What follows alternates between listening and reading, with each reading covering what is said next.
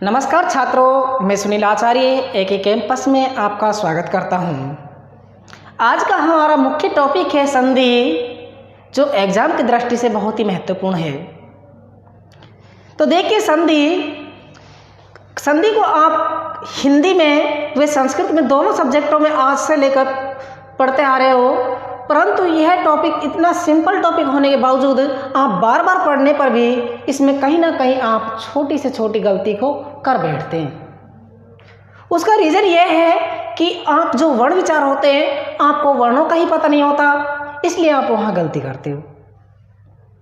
तो संधि पढ़ने से पहले हम सबसे पहले इसकी परिभाषा के बारे में जान लेते हैं कि संधि होती क्या है। तो देखिए बच्चों,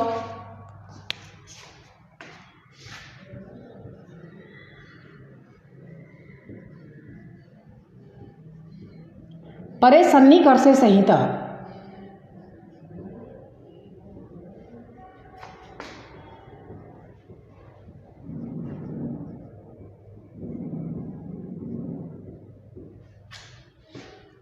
परे सन्निकर्ष संहिता अर्थात सन्निकर्ष करता था मेल, संहिता मानी वर्णों का, अर्थात वर्णों का आपसी मेल। वर्णों के आपसी मेल को संधि कहते हैं।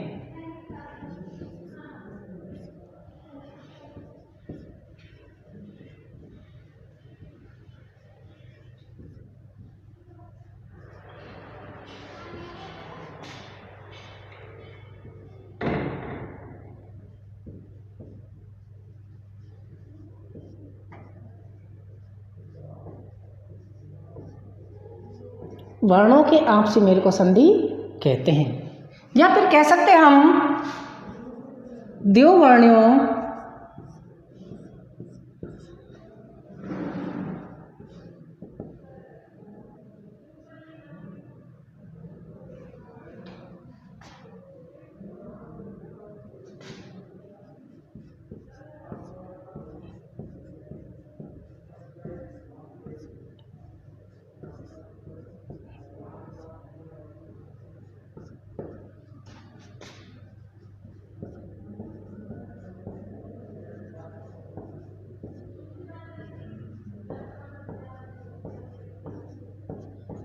द्विवर्णों परस्पर मेलनम व संधि कथ्यते, अर्थात दो वर्णों के आपसी मेल को संधि कहते हैं।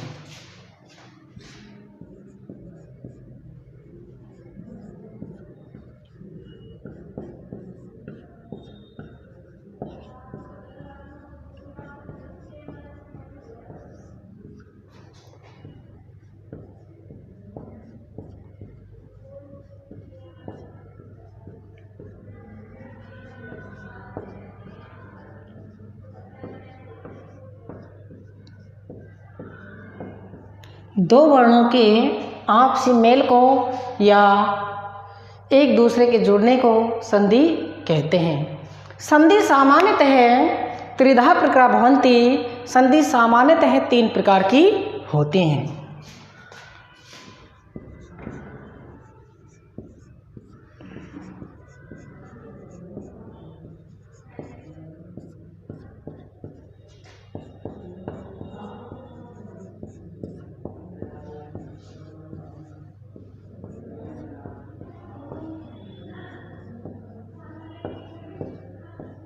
संधि सामान्यतः त्रिधा प्रकृः भवन्ति, संधि सामान्यतः तीन प्रकार की होती हैं।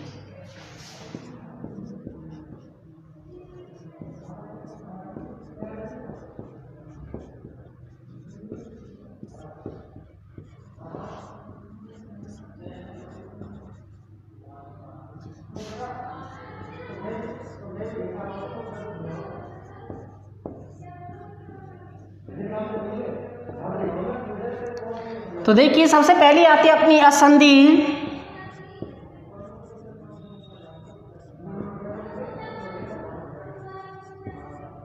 जिसको हिंदी में स्वर संधि के नाम से जाना जाता है।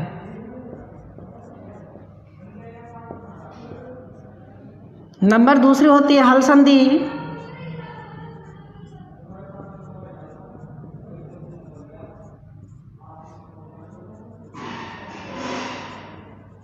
जिसको व्यंजन संधि के नाम से जाना जाता है। और नंबर 3 होती है अपनी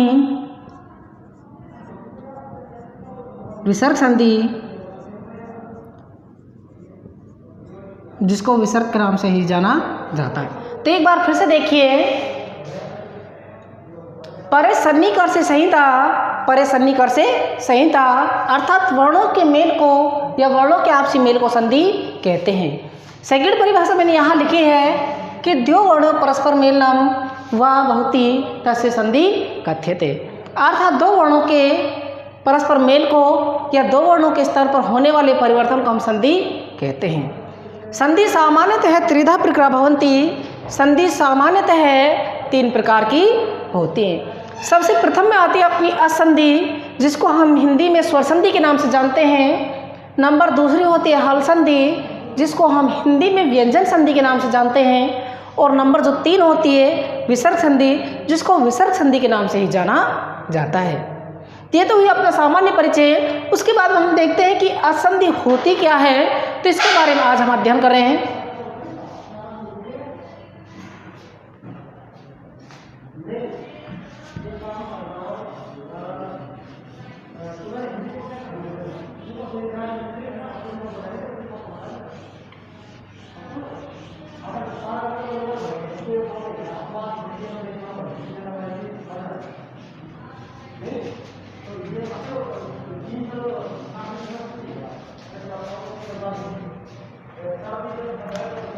देखिए बच्चों, नंबर 1 है अपनी अच संधि,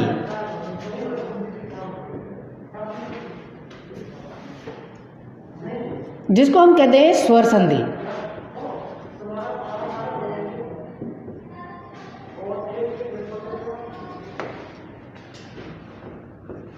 अब देखिए अच संधि अर्थात स्वर संधि होती क्या है। जब स्वरवर्णों के बाद में स्वरवर्ण आते हैं, जब स्वर वर्ण के बाद में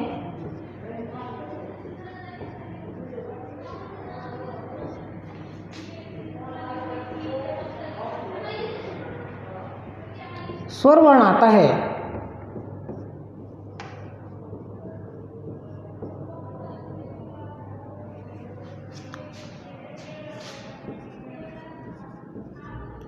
जब स्वर वर्ण के बाद में स्वर वर्ण आते हैं तो उसके स्थान पर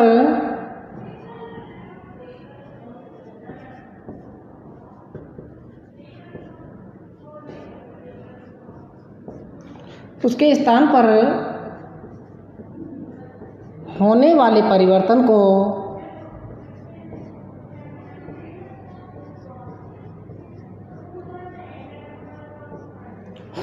परिवर्तन को स्वर संधि कहते हैं।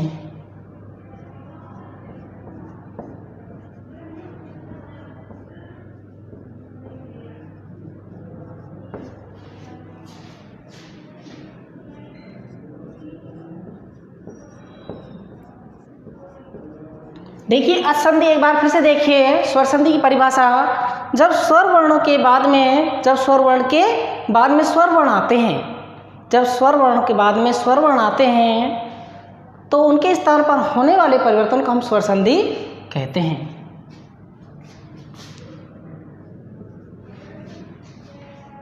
उसके बाद है स्वर संधि के भेद, या कह सकते अच संधि सुभेदा।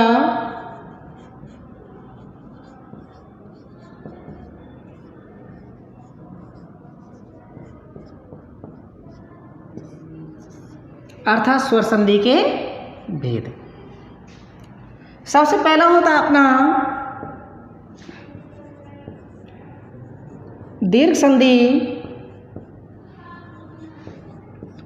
सबसे पहला कौन सा होता है? दीर्घ संधि, जिसका सूत्र होता है अकह सवर्ण दीर्घे। अकह सवर्ण है दीर्घे। नंबर 2 गुण संधि, जिसका सूत्र होता है आद्गुण। गुण संधि का सूत्र क्या होता है? आद्गुण। उसके बाद नंबर 3 है अपनी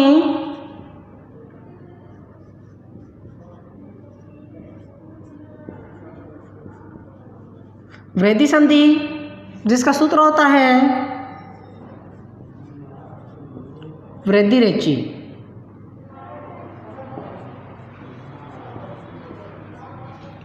नंबर 4 है अपनी यण संधि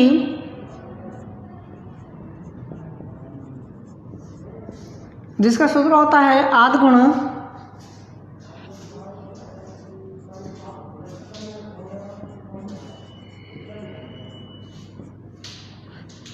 इको यणची। नंबर 5 अयादी संधि जिसका सूत्र होता है एच अयावे।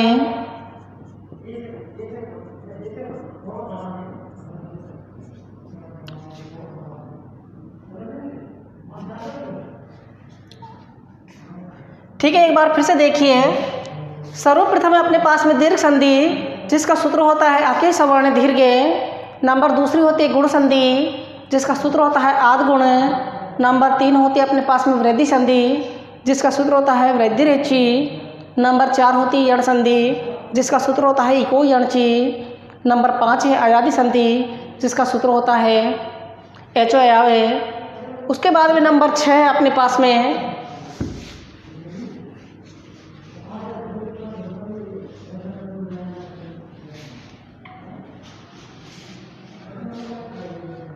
नंबर 6 है अपने पास में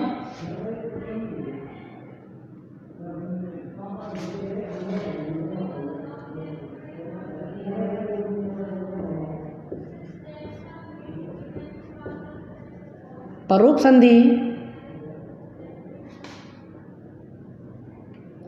जिसका सूत्र होता है एंगी परूपम।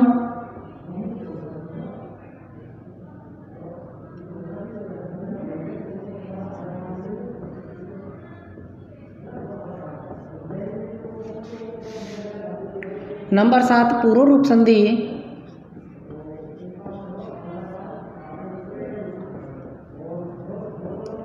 जिसका सूत्र होता है एंगी पदांती।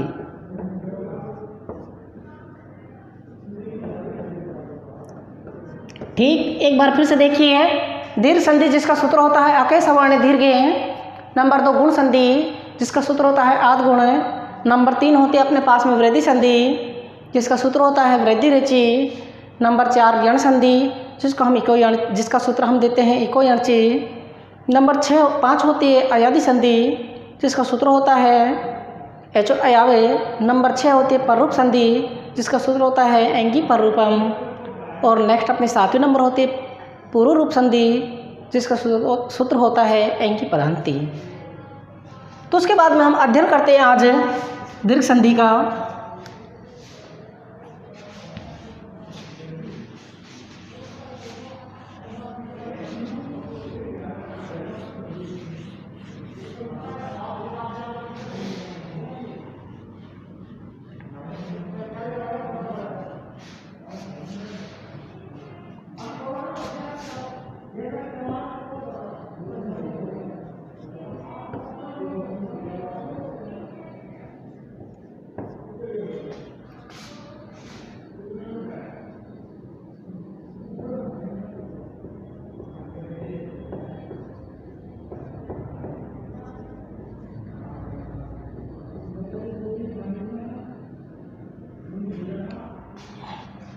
देखिए, दीर्घ संधि जिसका सूत्र होता है अकह सवर्ण दीर्घ अर्थात अकह अचवर्ण। अर्थात जब समान स्वरवर्ण के बाद में समान स्वरवर्ण आता है, जब समान स्वरवर्ण के बाद में समान स्वरवर्ण आता है तो उसका दीर्घ आदेश हो जाता है अर्थात बड़ा आदेश हो जाता है। जब स्वरवर्ण के बाद में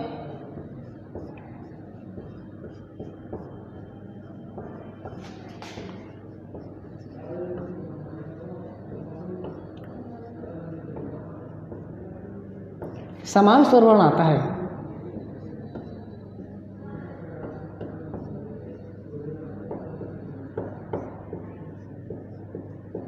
जब स्वरवर्ण के बाद में समान स्वरवर्ण आता है तो उसका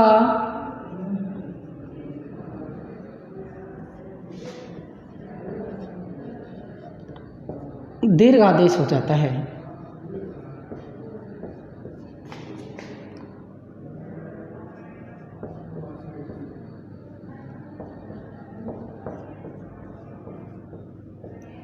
जब स्वर वर्ण के बाद में समान स्वर वर्ण आता है तो उसका दीर्घ आदेश हो जाता है, अर्थात बड़ा आदेश हो जाता है। अब हमें ये देखना है कि समान स्वर वर्ण के बाद में समान स्वर वर्ण किस प्रकार के होते हैं, वह चीज़ भी हमें पता होना चाहिए। तो मैं आपको यहाँ एक ही नज़र में दिखा रहा हूँ कि जैसे यदि ए या आ के बाद में, ए या आ के बाद में यदि समान स्वर वर्ण ए या आ आता है तो हमारा जो आदेश होगा आ हो जाता है। ए के बाद में ए आएगा तब भी आ होगा, यदि ए के बाद में आ आता है तब भी आ ही होता है। और यदि हम कह सकते हैं यदि आ के बाद में आ आएगा तब भी आ ही होगा। उसी तरह से ई या बड़ी ई के बाद में यदि ई छोटी हो अथवा बड़ी हो तो आदेश हमारा बड़ी ई ही होगा। उसी तरह से ऊ या बड़ा ऊ के बाद में यदि ऊ या बड़ा ऊ आता है तो जो हमारा आदेश होगा वह बड़ा ऊ ही होगा। उसके बाद में यदि री या बड़ी री के बाद में यदि री या बड़ी री आती है तो जो हमारा आदेश होगा बड़ी री ही होगा। ठीक है बच्चों, इस प्रकार से हमें यह चीज़ याद रखना होगा, अर्थात समान स्वर वर्ण के बाद में हमें समान स्वर वर्ण दिखाई देना चाहिए तो हमारा आदेश ऑटोमेटिक ही दीर्घ हो जाता है। अब बात करते हैं हम नंबर एक की, एक को देख लेते हैं।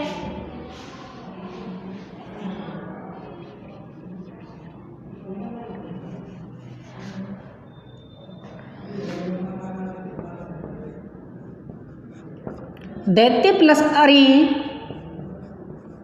तो हम देख सकते हैं कि इस ये में ध्वनि आ रही है ए की, उसके बाद आ रहा है ए या ए के बाद में यदि ए या ए दोनों को हम जोड़ते हैं तो आदेश होगा आ। अब देखते हैं दैत्य, ये में से हम ए को हटा चुके हैं, इधर से भी ए को हटा चुके, दोनों के स्थान पर आ कर चुके हैं और इधर बच गया अपने पास में री, तो बन जाएगा दैत्यारी।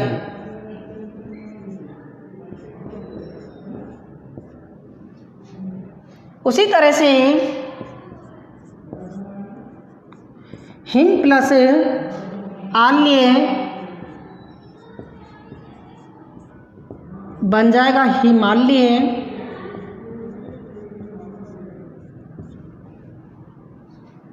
विद्या प्लस अर्थी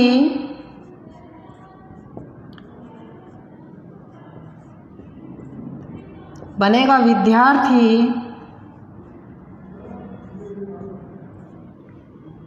और हम कह सकते हैं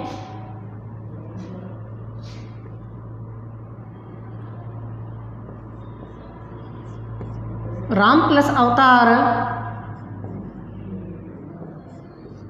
बन जाएगा रामावतार।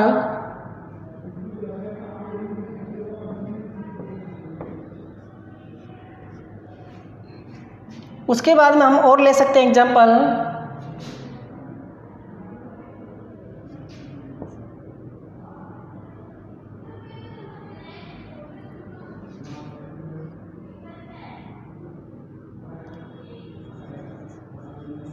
धर्म प्लस अर्थ हो जाएगा धर्मार्थ। ठीक है बच्चों, एक बार फिर से देखिए, दैत्य प्लस अरी दैत्यारी, क्योंकि यहाँ ए के बाद में ए आया है आदेश आ हो गया। उसी तरह से हिम प्लस आल्य, में ध्वनि आ रही है ए की, उसके बाद आ रहा है आ, दोनों का आदेश हो गया बड़ा आ, तो हो जाएगा हिमालय। उसी तरह से विद्या प्लस अर्थी, यहाँ धा में ध्वनि आ रही है ए की, उसके बाद आ रहा है अपने पास में ए, दोनों के स्थान पर हो गया आ। उसी तरह से राम में ध्वनि आ रही है ए की, उसके बाद ए आ रहा है, दोनों के स्थान पर आ हो गया। धर्म में ध्वनि आ रही है ए की, उसके बाद ए आ रहा है, हो गया धर्मार्थ। उसी तरह से हम सेकंड उदाहरण लेते हैं ई या बड़ी ई के। चलो यहाँ देख लेते हैं।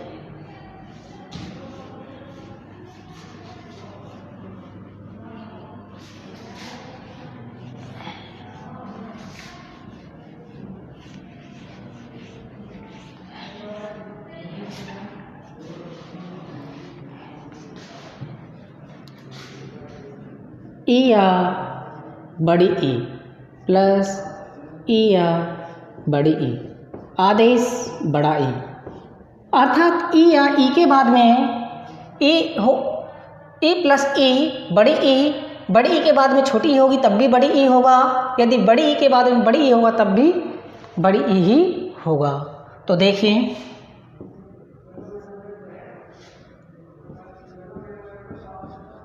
अति प्लस इव हो जाएगा अतीव, श्री प्लस ईस होगा श्रीस,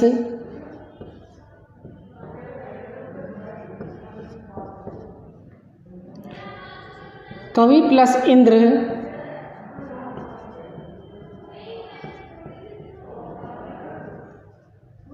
हो जाएगा कविंद्र, रवि प्लस इंद्र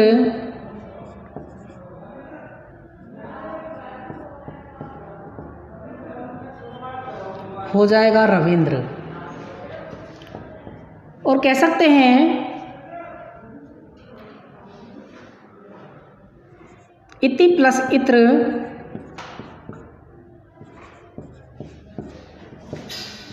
इतित्र।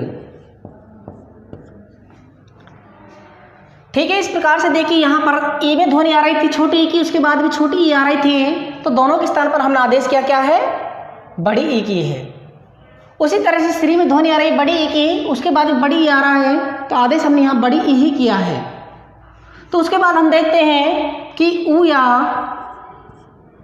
बड़ा ऊ के बाद में, ऊ या बड़ा ऊ के बाद में ऊ अथवा बड़ा ऊ आता है, तो जो हमारा आदेश होगा बड़ा ऊ ही होगा, क्योंकि यहाँ समान स्वर के बाद में समान स्वर आ रहा है और यहाँ पे हमारा दीर्घादेश हो रहा है। जैसे हम देखते हैं वधु प्लस उत्सव, वधु में ध्वनि आ रही है ऊ की, उसके बाद में बोल रहा हूँ उत्सव, हो जाएगा वधूत्सव।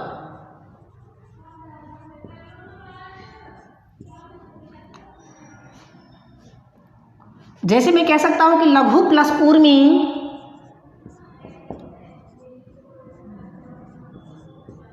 लघु में ध्वनि आ रही है छोटे ऊ की, उसके बाद बड़ा ऊ आ रहा है, तो आदेश हमारा बड़ा ऊ ही होगा, तो हो जाएगा लघुर्मी।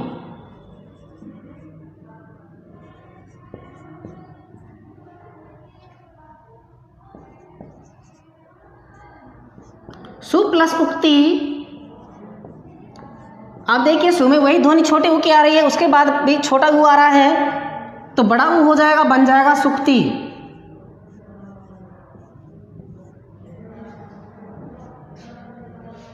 उसके बाद हम देखते हैं रिया बड़ी री के बाद में यदि रिया बड़ी री आती है,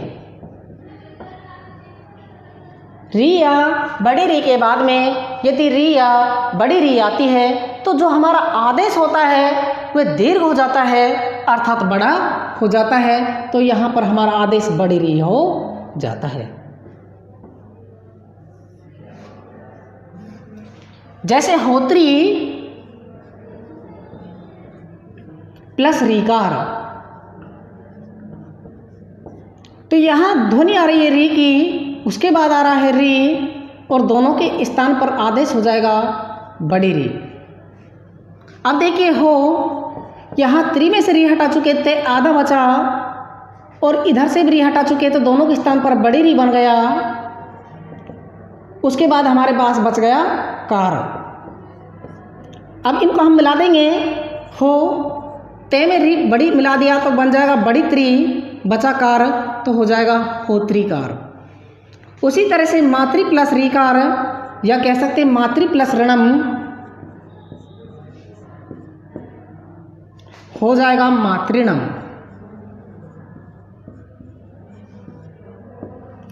पितृ प्लस ऋणम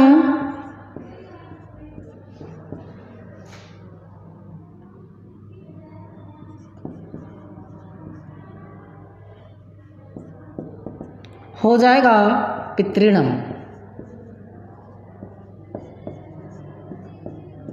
भ्रातृ प्लस ऋणम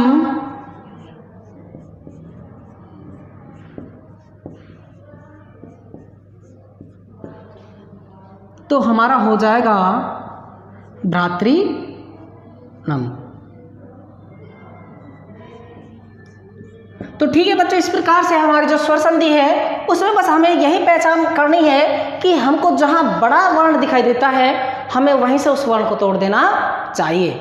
और निश्चित है कि जब हम उस वर्ण को तोड़ रहे हैं तो वहाँ हमें समान स्वर वर्ण दिखाई देता है। यही इसकी सबसे पहचान होती है कि जब हमें समान स्वर वर्ण के बाद में समान स्वर वर्ण दिखाई देता है तो हमारा वहाँ दीर्घ आदेश हो जाता है, अर्थात बड़ा आदेश हो जाता है। तो ठीक है बच्चों, आज के लिए मैं आपको यही फिर देखते हैं अपन नेक्स्ट क्लास में।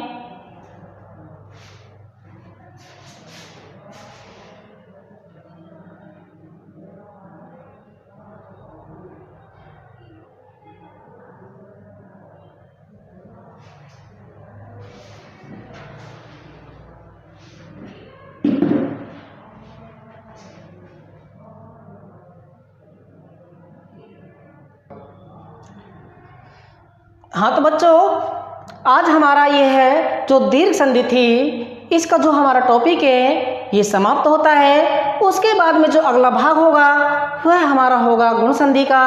और यदि आपको इसमें किसी तरह की कोई समस्या होती है उसको आप कमेंट बॉक्स में डाल सकते हो। बाकी हम नेक्स्ट।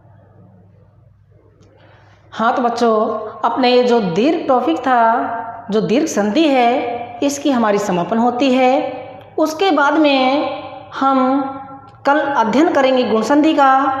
यदि आपको किसी तरह की कोई समस्या होती है तो आप हमसे संपर्क कर सकते हो। बाकी ऐसा मैं मानता नहीं कि आपको कहीं ऐसी समस्या खड़ी होगी, फिर भी हम आपकी समस्या के समाधान के लिए आप हमारे से संपर्क कर सकते हो। ठीक है, धन्यवाद।